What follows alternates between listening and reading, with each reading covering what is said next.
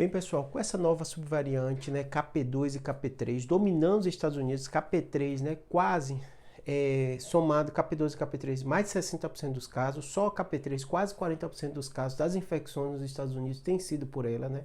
Fez o mundo todo voltar a falar de Covid. Europa também, Portugal e vários países anunciaram a crescimento do Covid.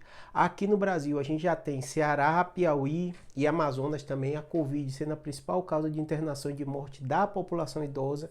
Então realmente é um cenário global que volta a preocupar.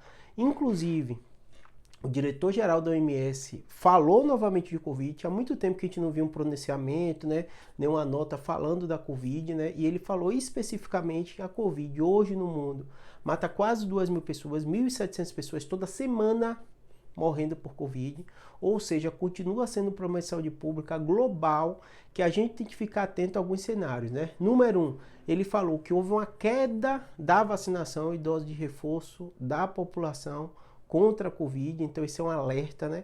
O surgimento das novas subvariantes KP2 e KP3, né, chamado também de FLIST em alguns locais, então ficar atento a isso também. E essa nova retomada no mundo da Covid, que a gente sabe que é uma doença sazonal, de vez em quando a gente vai ver alta. Então é importante vacinar, é importante ficar atento às novas subvariantes, né? E é importante a gente entender que ainda é uma doença que mata muito.